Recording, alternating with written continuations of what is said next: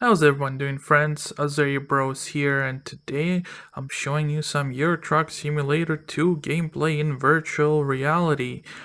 What's new today is that I'm actually driving in Great Britain with the steering wheel on the other side of the truck. It's the right side, literally, it's the right side for a lot of people. Not a common one for me. I'm used to being over there, but we're driving in England. We're driving from Grimsby to Aberdeen, in Scotland. So another new thing is that I was able to upgrade to an RTX 3080 Founders Edition. I've had the card for a while, since the launch week. I'm among the 5 people who were probably able to go to Nvidia.com and get it. No scalpers, no scams like that. Nope, I just searched it, refreshed the Nvidia.com for a week, and I was able to buy it. So basically, within the week of its launch, and yeah, noticeable upgrades are that game has gotten a lot smoother with a better graphics card. There have been a few patches since launch. Not just since launch, since the last time we played it together. So I kind of wanted to show you what is up. What's been updated so far. And yep, we're still using Oculus Rift S as our gaming headset. I'm using a Blue Yeti microphone with an arm to record my audio, so the audio quality should be better. I lower the game sound so it should be easier to hear me. Let me know whether you like the audio quality. And I do apologize if you can hear the steering wheel in the video, in the recordings. I'll try to work more on the audio in the upcoming days, just to fix it and give you a nicer recorded video. So yeah, we are driving a Mercedes truck. I'm taking a break from Scania, just basically to get something new. Let's get started. We do have enough oil, so not oil, gas. So let's get started, and let's continue our journey.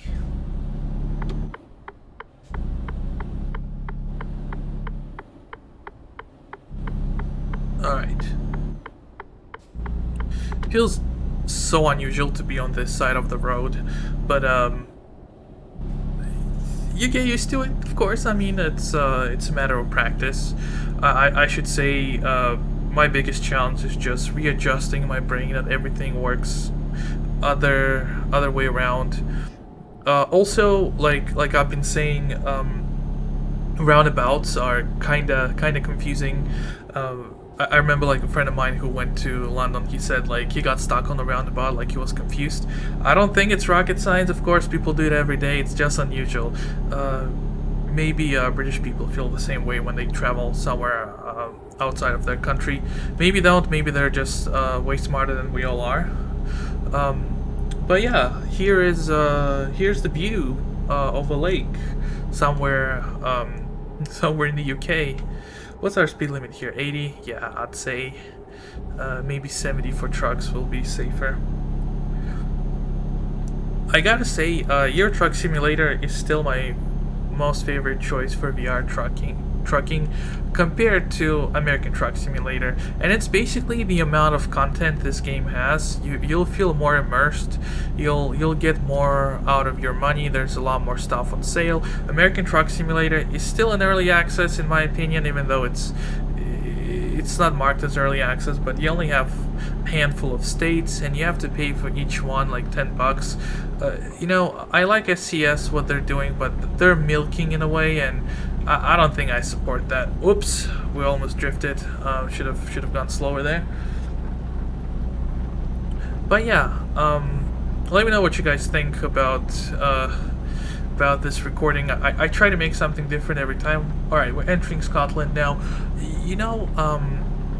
I'm a huge fan of virtual reality, and early in 2020, it did seem with Half-Life Alyx that it made a jump forward, but since then, there have been very few AAA titles, and honestly speaking, Half-Life Alyx is the only VR game that's actually worth $60. Yeah, you can get it on sale for like way cheaper, like 45, 30 if you're lucky, but oh wow, that's a very steep hill right there. I should be going way slower. Anyways, VR gaming still hasn't jumped forward, but VR is solid for racing right now. There's a lot of racing games, Project Cars 2, ACC, AC. What else is there? RF2. There are Dirt Rally games. I think both of them have VR ports, and Dirt 1 has been free even at some point. So you're set for driving, for racing. There's city car driving, probably one of my favorite driving VR games. Just if you're into just checking out cars and driving in cities. There's a lot of stuff here and there for VR for driving, and Euro Truck and American Truck are probably among the top games. If we exclude the racing ones, if we just consider driving, it's probably the best driving game so far. But something worth knowing about virtual reality is that you have the right expectations, that you know everything is not gonna look the same as it looks on the screen. Yes, the recording looks sharper on the screen, but it's a 1080p or 1440p image straight in your face. So this looks like 720p even though it's on a 1440p screen. That's how virtual reality feels sometimes, because it's way up close to you. Everything that's in your direct vision is very clear and crisp, but everything far away from you, it's really difficult to see it. They actually did a decent job fogging everything that's far away from you in your truck, so that has actually been done brilliantly. But in other games, you're gonna feel what I'm saying. Also, Euro Truck Simulator 2, it's still in beta for virtual reality, so you'll experience stuttering. Sometimes your game's not gonna load. Not a lot of in-game glitches, except for optimization and performance hits, which is a good thing if you ask me, right? Also, as I was saying, right expectations. If you don't have the hardware to run it, you will run into issues. Just remember, you need to be able to run this game on max settings if you want it to look really nice, but to be completely honest, if you lower a few things here and there, it's gonna look pretty much the same. Like, I don't see the reason to upgrade all of your hardware to get highest settings in this game. It doesn't look too different from what you have in the base game, on high settings, I mean. Yeah, I do have a 3080, so that helps quite a bit. I had a 1070 before, and I recorded a 1070 gameplay, so I'll leave it in the description below. I don't think I recorded a 2080 gameplay. I still have the game on my other computer. Maybe I should do a performance comparison in virtual reality, but honestly, this looks very similar to 1070 performance, except for I just had a few more stutterings. Maybe it's just the game updates kicked in and made the difference. But graphics wise, looks pretty much the same.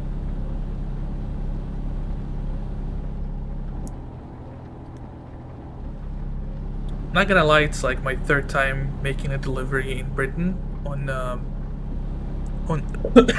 excuse me. Excuse me.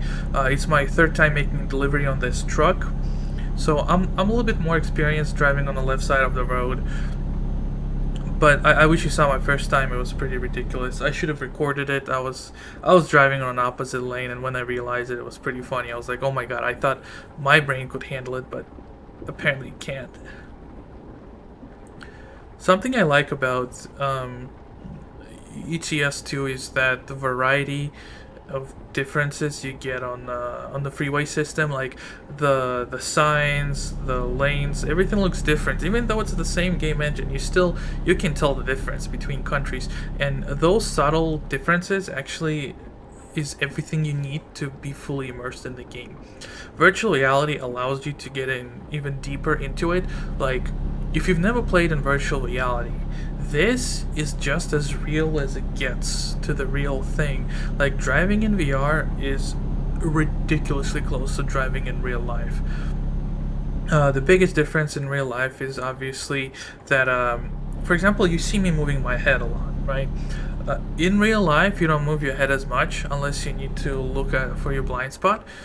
in real life you move your eyes around, but in virtual reality you can't move your eyes because only objects straight in your FOV or your line of sight, not field of view, but your line of sight, those are the most crisp. If you need to see something to your left and if you move your eyes, those objects are either blocked by the screen door effect or they're blurry.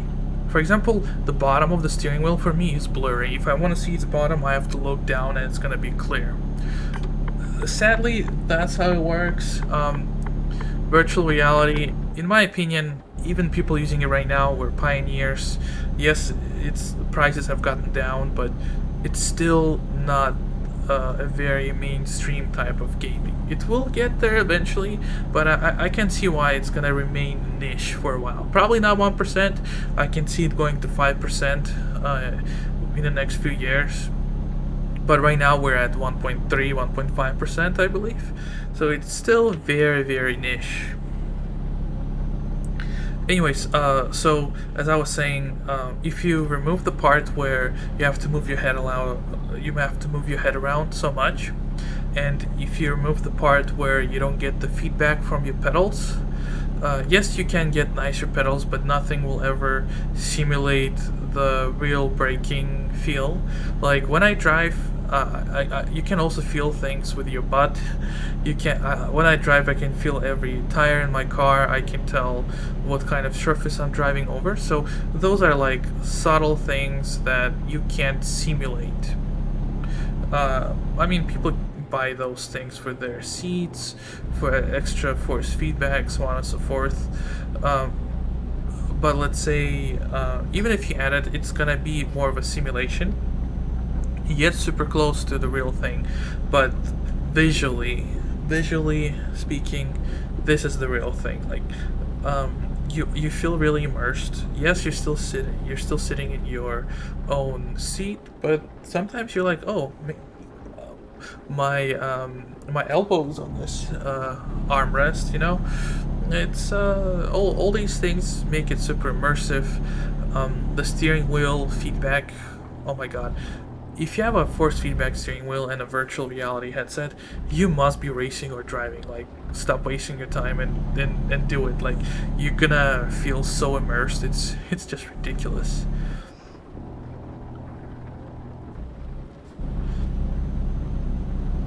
Ridiculous in a good way, actually. I don't mean that it's bad. No.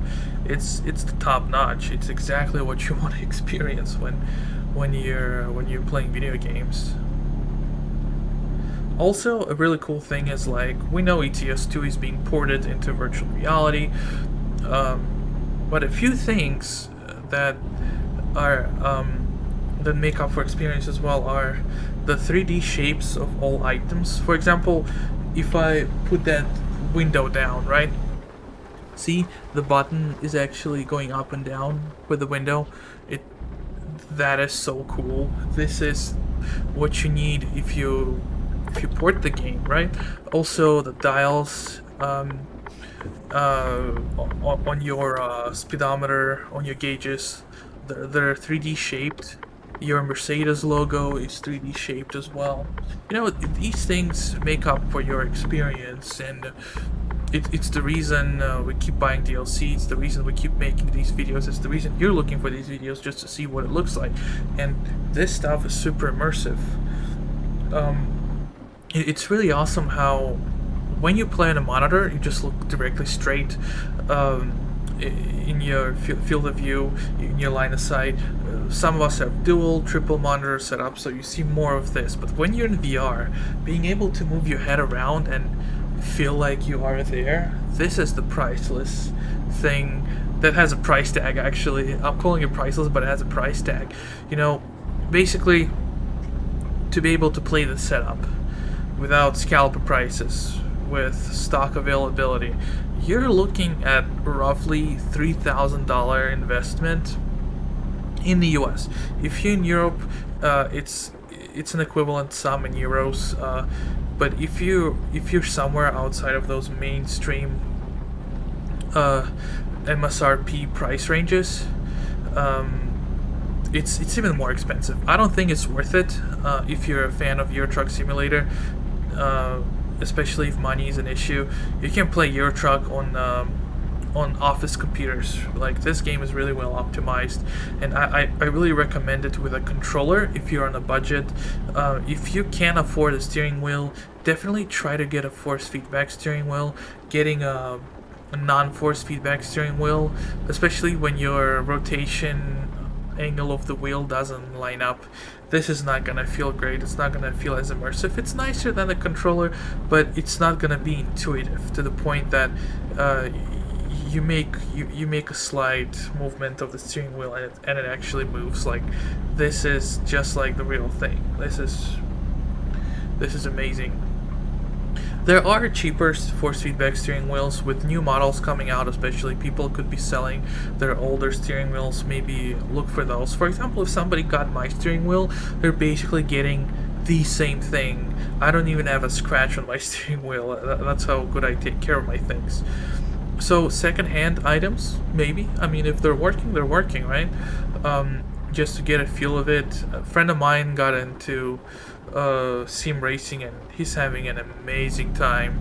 And he's like myself. He got a very basic force feedback steering wheel, and that's what's enough to be immersed. If you're buying those fanatic items and you swap your steering wheels,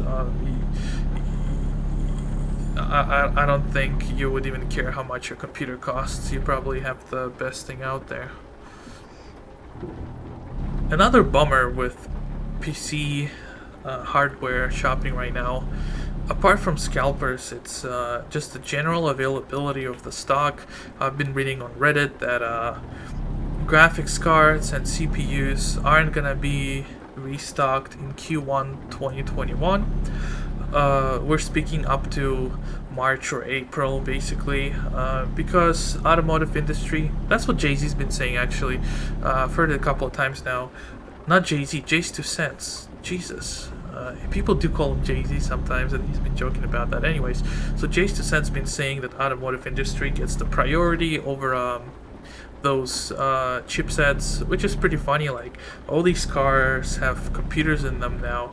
And I have a really bad feeling that eventually PC hardware is gonna get even more expensive just because of the competition. There's gonna be sanctions, political stuff happening. I mean, all those metals that are used for PC components. I mean, China has. I think it has the biggest world reserve. Mexico and Canada have some, but it's nothing compared to China, and I believe Trump was getting them signed for the import of those. I don't know if that deal is gonna happen because Biden's canceling everything. So there's more into this whole thing, and it's really funny how it affects the people who just want to sit and play video games. But in reality, it affects automotive industry. It affects literally everything. Phone industry. Everything that uses electronics, and that's literally everything now. I gotta say, we're in an interesting Escort, Envoy. What's the other one? Caravan. Just everybody driving slow up the mountain. This feels hyper realistic. Like, even for a slight second, I feel like, we might be in the real situation here, but then when you see the graphics, you realize, alright, we're not in the real world, but it's just as good as it can get, I guess. I'd say anti-aliasing has gotten better in the game. It used to be a lot worse, and it's not just an effect of jumping into 3080. I think it genuinely gotten better.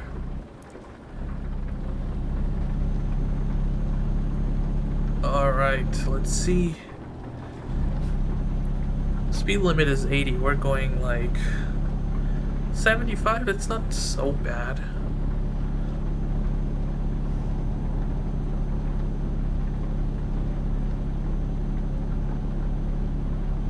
Yeah, I gotta say, it's one of the most fun deliveries I've done in a while.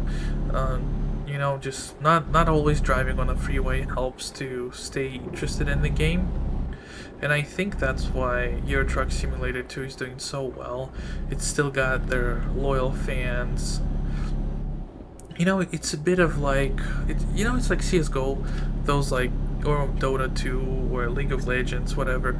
Those games last for a while. They have their dedicated fan base. It's really cool. Cool.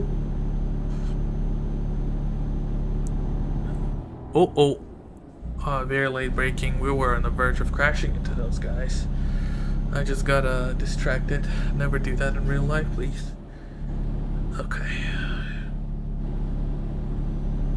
I'm just making sure my we're transporting a roller. I'm just making sure it doesn't crash into anything. Okay. Yeah, we got a lot of cars behind us. I'm surprised they're not trying to overtake. In real life, just speed through them, really. Even though it's really dangerous when you go up and down hill.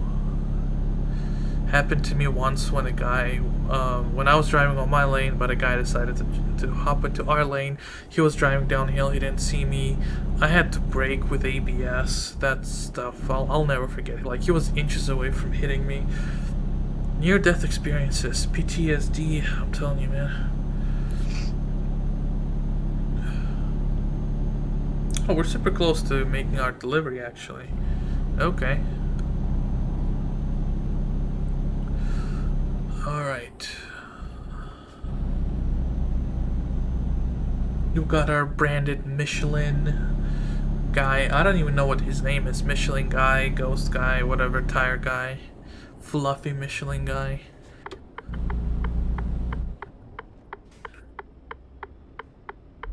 Wow. How the hell are we supposed to turn here? We're basically intersecting a freeway. Nice Acura, dude.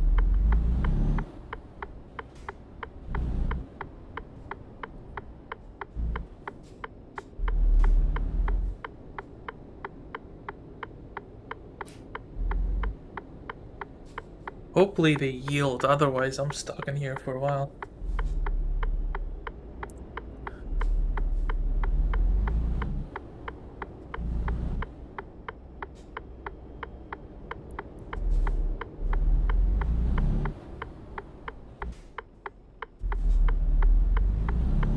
Alright, this is gonna be real tricky. But that's the only way to do it.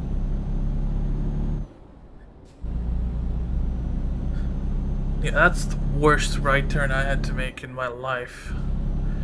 You know, in America, you can just take a right turn and on a red, right? So taking a right is always considered like not even crossing anyone's way. Same thing you can say about the left turn here in this situation, but we made a right turn, which is an equivalent of our left turn. Jesus, it's so hard to get used to this, but this was tricky. Alright, welcome to Aberdeen. Hello. Yay, Scania dealership. It's always a good day when I find a Scania dealership. And Volvo trucks. Nice.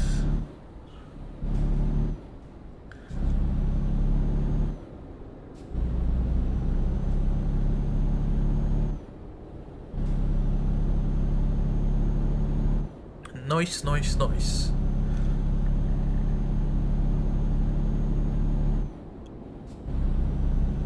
Well, let's pass him.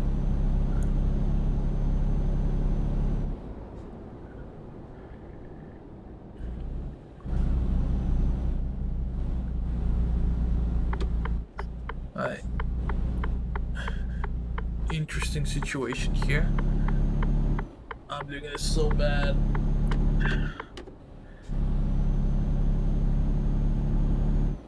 Well, we survived that roundabout, didn't we?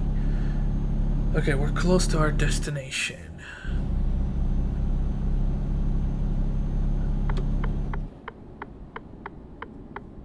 Okie doke.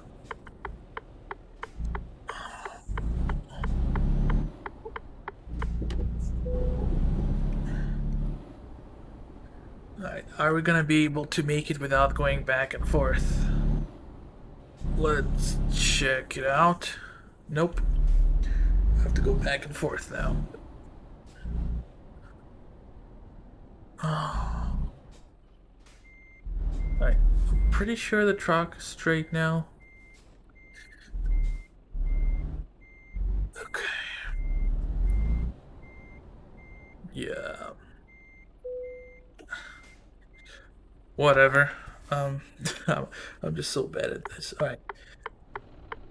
Turned off the engine, and did we finish our delivery? Hold up. Nope. Wrong button. Hold on. Can't find an F on my keyboard. Hold up. There you go. Took a second. Ouch. All right. We did this. GG, everyone. Hold up. Hold up. Yeah, that's our truck. We did it, boys and girls. See you all next time.